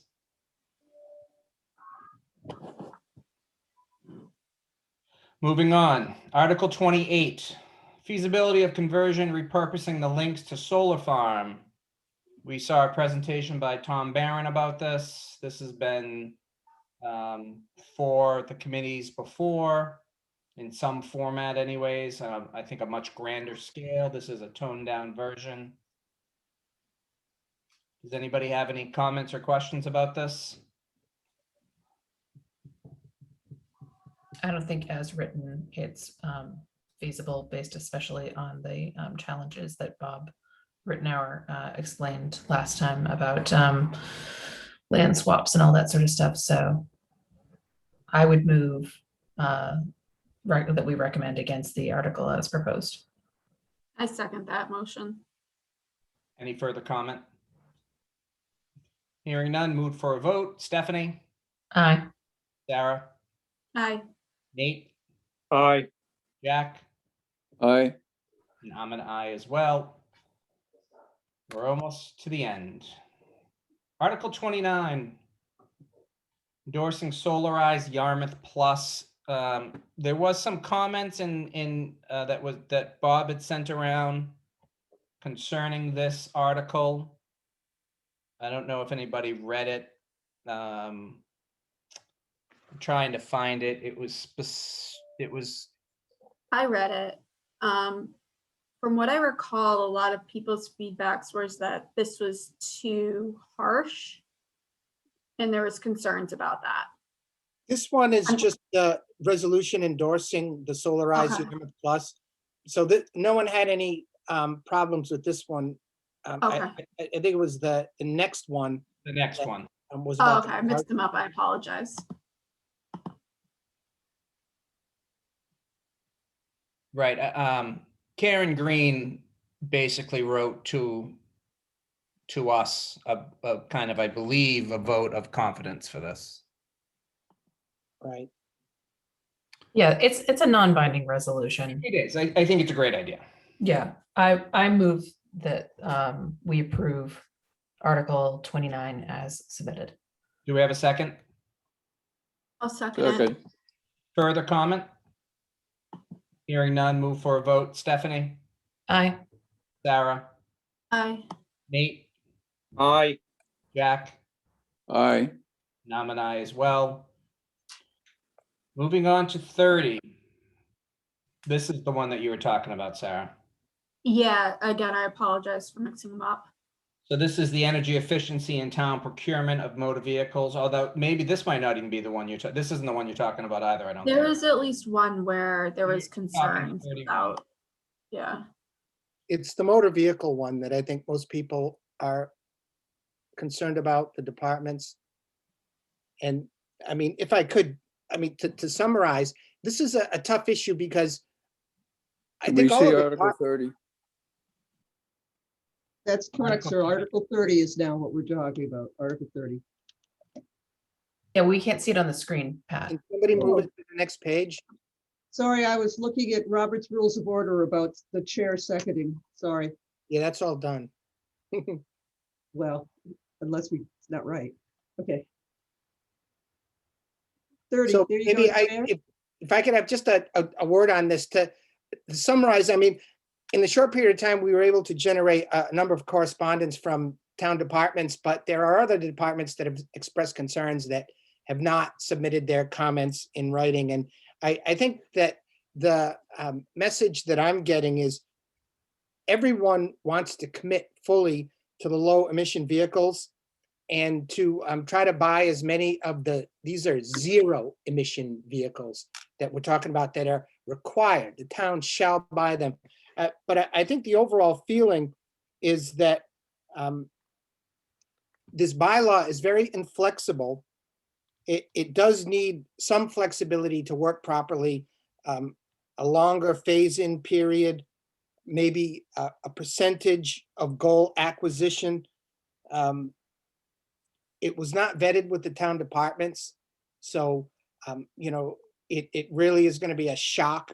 I think I'm trying to implement it immediately.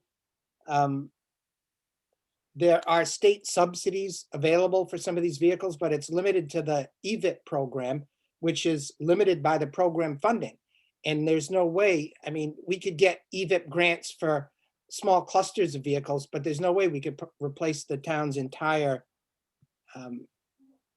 fleet of vehicles with zero emissions in consistent with this bylaw. And, you know, I think one of the things that people expressed to me that they were concerned about is that when you do, this requires this detailed financial analysis, right? That's based on the premise that zero emission vehicles have no maintenance. But it's all entirely dependent on your replacement schedule. And, you know, for instance, if you hang on to these vehicles for more than 3 years, and a perfect example is look at your fire department, and Chief Simonian showed me his hybrid vehicles. He bought 2 of them and they were supposed to be replaced in like 3 or 4 years, but the funds weren't available to replace these vehicles and other things took bigger priority. So the town wound up hanging on to them and had to replace both of the battery packs for like $5,000 each. And the point is if you buy a zero emission vehicle, you really have to turn them over pretty quickly. And if you want to get them, I mean, they're much more costly than a regular emission vehicle. And the way that you purchase them, especially the smaller ones, is that you do it through a vehicle lease, not the municipal traditional leases where it's a lease purchase. But the issue is for every one of these cars, there's like a $5,000 tax credit that goes along with them. And that's how a normal person buys the car and justifies it costing more because you get the tax credit. Now the town doesn't get the tax credit. So what you do is you work out a deal with the dealer, that the dealer keeps the tax credit and doesn't sell you the cars. He leases them to you and then subsidizes the price of the car with the value of the tax credit. And what that means is that once you get into a smaller portion of your, the way it's situated today, a smaller portion of your fleet, you can justify this. But if you put the entire fleet on a 3-year turnover schedule, that means you have to turn those over every 3 years. And there are some questions as to the cost. And I mean, the people that submitted this article are, you know, very well studied on the issues of how important it is to change over to these zero emission vehicles. And I think everyone in town agrees over time that that's our goal. But to have this thing take effect January 2022 as a shall purchase, unless, you know, there's very small area to not purchase, there's a feeling that it needs a little more vetting with the departments. And hey, I'm not saying I want to lose the leadership and not purchase these vehicles. There's the standards that I think you received from the Green Communities Act that require us to adopt the policy to purchase these. It just gives a little more flexibility through the policy than this bylaw. And I think the departments feel that it would be better if they had a little more vetting on how it would work. And I'm not sure, if we delayed it till January 2023, if that would be a negative, because we're moving forward to try to get as many as we can. Not to mention the fact that the infrastructure is not in place to support them. It's been reported, that there are some funds available, that the state will subsidize additional charging stations, funds we don't have, construction we haven't done yet, and construction that's not going to be completed by January. So, that's just a summary of the feedback that I've been getting. Thanks, Bob. Stephanie? Bob, what's the time frame for such a policy to be proposed for the selectmen to adopt, for example? I don't know if it would be a selectman policy or an internal policy. Let's see, I may have that right here, because I have the state guidelines, which I sent you a copy, and it's got the green communities requirements.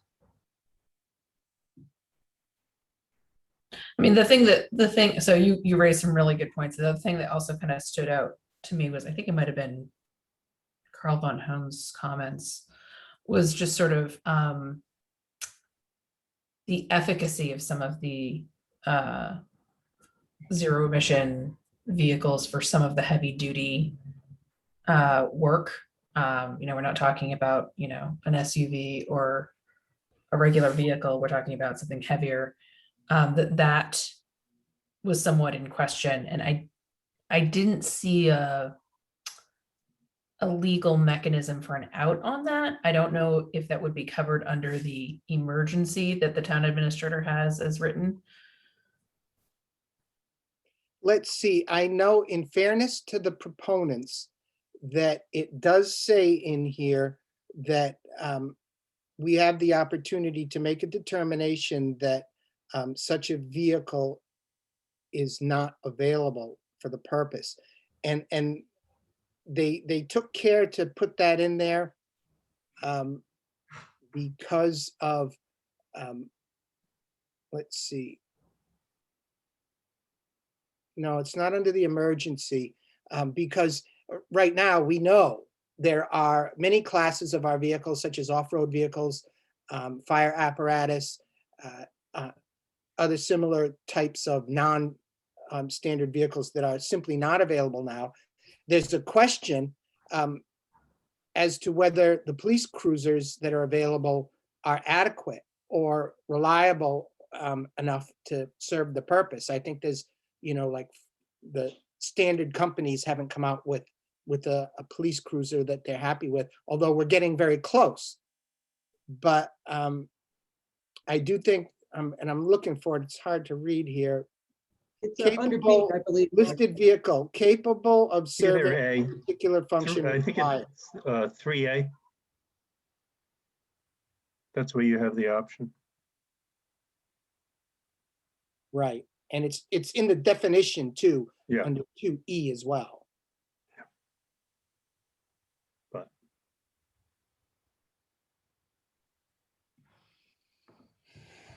But it's Do we a have a strict motion? bylaw. It's not a bad bylaw. I think it just needs a little more discussion.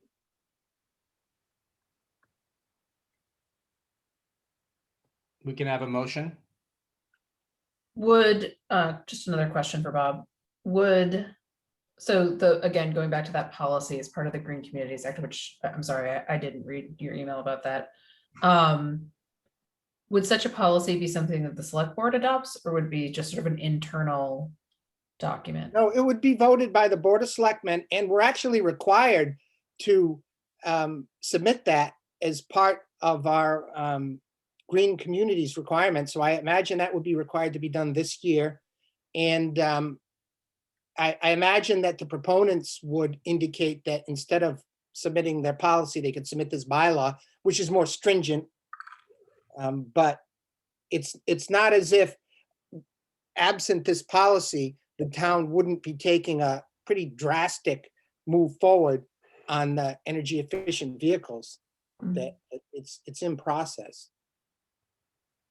Okay. I worked in the auto industry and I keep track of these things even now.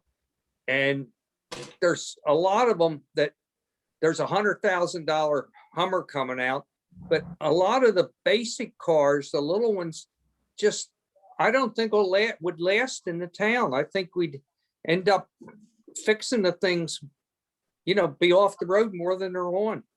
So I'm not for this article. Thank you.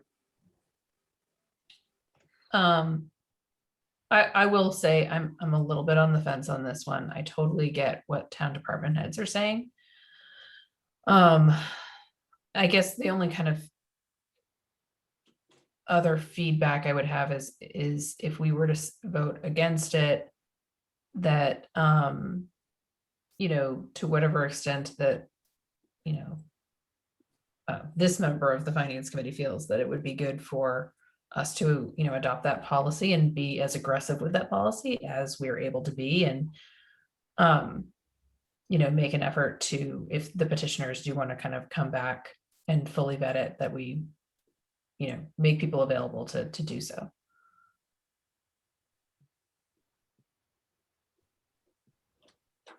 Someone like to make a motion? I'll make a motion that we decline it. Do we have a second? I'll second it. Any further comment? Hearing none, moving for a vote. Stephanie? Aye. Sarah? Aye. Nate? Aye. Jack? Aye. I'm an aye as well. Moving on to 31. This is the efficiency of in-town procurement of design services for capital facility projects. I think, Sarah, this might have been the one that you were kind of talking about. Perhaps not. I could be wrong. And Bob, I thought you had some pretty sage words concerning this one as well when the last time when it was presented to us. Well, the discussion that came up since then with the Board of Selectmen's meeting is that it's clear that this will increase the cost of designing projects. There may be benefits that come out of this. I mean, a lot of this is done automatically, but I think the new twist is the zero code of renewable energy. That's a zero code. So it's pretty strict. I don't honestly have a huge problem with doing energy analysis in designing a building. I just, it's not 100% clear how much additional cost. That was one point of contention at the selectmen's meeting. It's clear that this would, be pretty cost intensive, but I don't see where it absolutely requires the cost analysis to be implemented in every instance. But it's similar to a lot of the work that's done with design already. But Bob, you mentioned zero code. I see it in definitions. I don't see it in the requirements that the design, that there be a design recommendation that is done using a zero code. I thought it says it has to be compliant design recommendations. You see where it says compliant? That means compliant with the zero code. Oh, compliant with the zero code. Yeah, that it's like definitely written by a great lawyer, how they do all the definitions, and then when you read what you actually have to do, you can't make sense of it. You have to go back and read every definition. Because didn't Mark Grills point out that zero renewable and zero code renewable energy is not even going to be approved until 23? Yes, he did. So So this is over and above code for sure. right. Yeah, now I'm reading it. A definition of compliant design recommendation is a design recommendation which is fully compliant with both the efficiency code and the zero code. Yeah, Pretty stringent. I agree that does go too far. So the idea is doing the analysis itself is costly, and if you're, designing above the code, that's going to be costly as well. But it will certainly have a positive impact on, our world's carbon footprint. Again, I'm going to come back to, is there a policy that we can have as an alternative here? Yeah, absolutely. I think, with both of these bylaws, it would have been good if we had reviewed them. And, I know there's a committee that studies the energy. And the way I envision this process working is that the Energy Committee studies the requirements for the policies and bylaws and presents those to the Board of Selectmen. And together we have a process that we work out what we put in place for energy policy. And that really is not just done through a petition from concerned citizens, but that it be worked out with the policymakers as well. And so, and I think that that's what I was trying to point out last week, was that I would personally like to see, rather than all of these very large policy issues being determined by a small number of petitioners making a plea to town meeting, that we try to direct them back to working with the Board of Selectmen and the town departments to come up with some well thought out, reasonable items. Now, it's not to say that this is not reasonable. It's just one group's opinion of how everything in town should be done. And I honestly think that it should have come through the committee to the Board of Selectmen, and then we could have together written a policy, but no one was given that opportunity. And it's kind of unfortunate because it takes these very high quality values and puts them into a position of, question when it could have been avoided. It's an approach. I understand that it's a very political approach, but I don't think it's the best community-wide decision-making. Yeah, I think that generally when you see citizens petitions, either on the state or on the local level, they're usually a response to a perception of inaction on the part of the town. And so if we just say to the petitioners and put it back on their shoulders and say, go through sort of this process, rather than stake out a leadership position of saying, we are proactively going to refer this to the Energy Committee and ask them to come up with a recommended policy, then I think we come back to this same type of problem year in, year out. And there is an opportunity for leadership here in terms of, if the town were to to say, okay, we are going to ask that committee to go ahead and do that. And I don't know to what, if any extent, we at the Finance Committee have of suggesting that, but. It was very well said. Thank you. So we would be looking for a motion to move this along. I move that we don't accept it. It's too restrictive right now.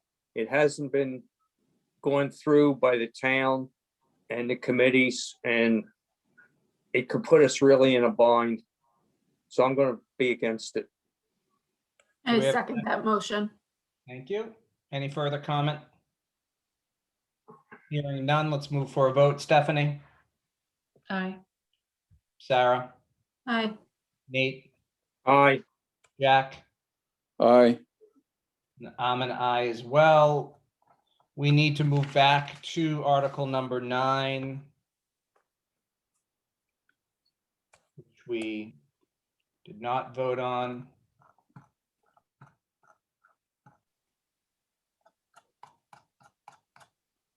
Bear with me while I find it. Right after the yellow highlights. Okay. Oh, I don't know if you have the yellow highlights in yours. Article 6, 7, 8, and 9. There we go. So this is to see if the town will vote to raise, appropriate, and transfer from available funds in the DPW Water Division Water Fund balance a sum of funds for capital expenses pursuant to the Acts of 1928. $955,000 capital request. Sorry, Mr. Chairman, just a point of clarification. Mm-hmm. Robert had suggested that we hold off on this, right? And I just want to clarify, was he suggesting we hold off of it until we get through the end of the article or come back and do it next week? I wasn't clear on the timing of that. Well, we did not have any kind of movement on the item, so I just pushed it up. You just said we'd come back to it. Okay. All right. I just want to make sure that there wasn't an expectation on his part that we were getting more information and going to be discussing it next week. And he comes back and we've moved on it already. But if that's your understanding, then I'm fine with it. Maybe Ed can give us some clarity and to help us understand why there's some hesitancy to make a motion. Is this something that we feel as a committee that's out of something that's not ordinarily done? Ed, maybe you can comment on that. We do this almost every year. Right. It's not out of the ordinary. I don't have the ability to make a motion. Pat's raising her hand. Please, Pat.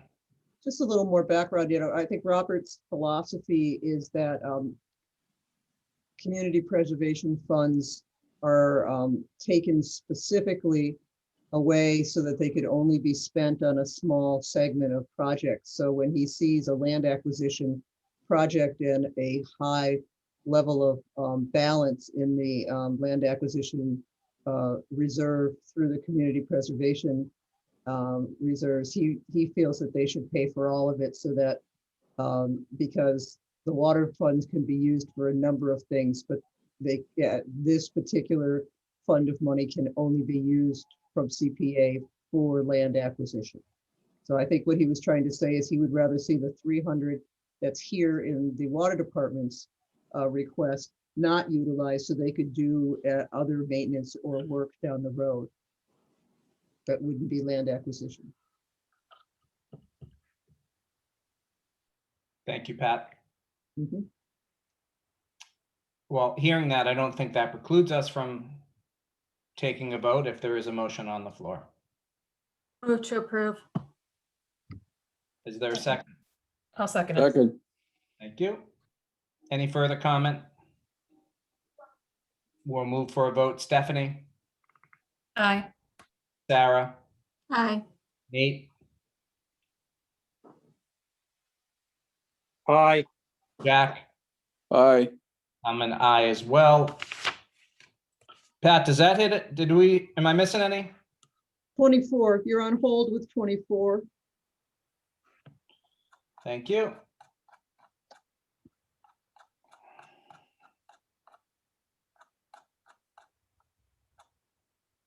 It's the DHY, and you wanted to hear what the board had. So you can do one of two things. You do have next week after the selectmen's meeting to address these one more time. The printing again, Bob, would that give, or you can just recommend from the floor if you want to hold off on this for further consideration. You can always refer from the floor, as it's right here on Articles 26. I think we should vote on it now, personally. Well, that's fine if we have a motion. I move that we approve it as submitted. Do we have a second?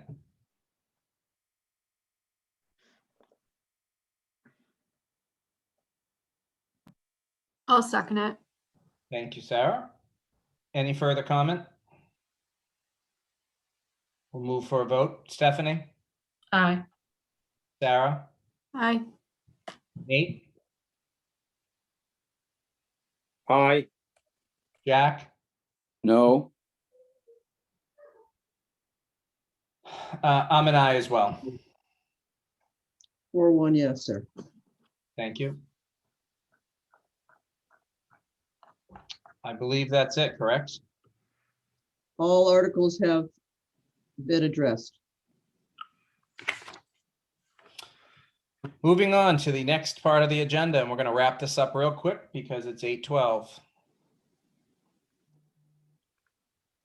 If I can just find the agenda. It's you need to go back to the budget transfer. Okay, thank you. They're on the screen. And does anybody have any questions on this? Do we need further clarification? What is the accounts payable automation? Ed?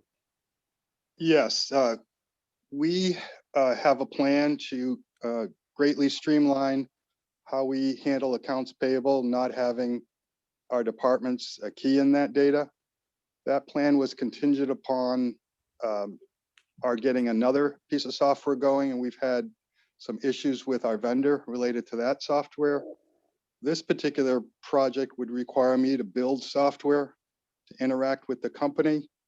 And until we have an IT department, I don't think we should go forward. And the rule for articles is that after 2 years, if they are not spent, then they should be turned back to the general fund.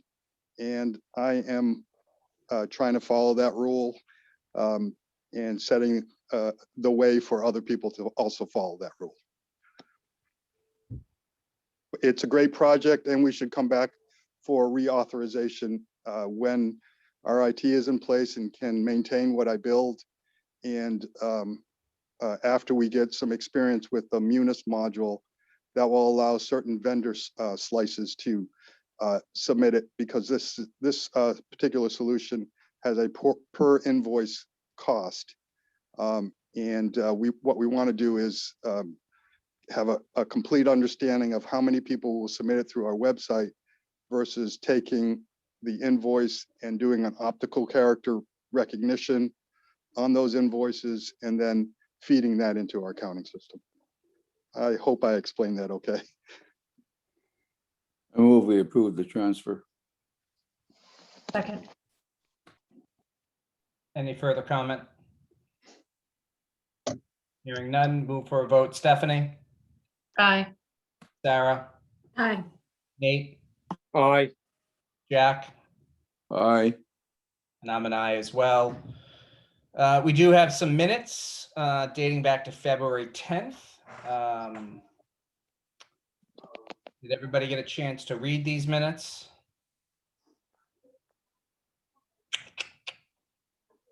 Does anybody want to make a motion to approve said minutes? I'll make a motion. Thank you, Nate. Do I have a second? Thank you, Sarah. Comments? Hearing none, move for a vote. Stephanie, I'm kidding. You can go.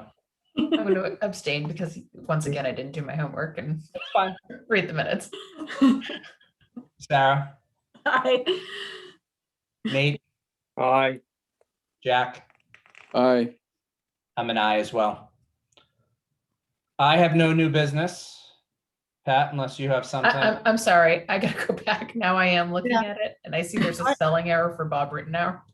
Yes, there is. There's a couple of things that I think Mary Alice added this for your information from the transcriber's bill that she sends directly to Mary Alice, but didn't give me a time to correct them.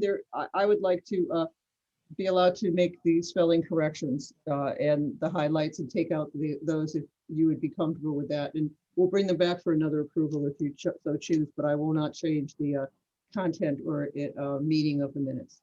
So all Pat's changing is the spelling correct spelling of people's names. Yeah. Bob, is that fine to do? Either Bob? I see one shake. Yes. Subject to corrections. Yeah, subject to Do we need to correction. remove it, or is our previous vote sufficient?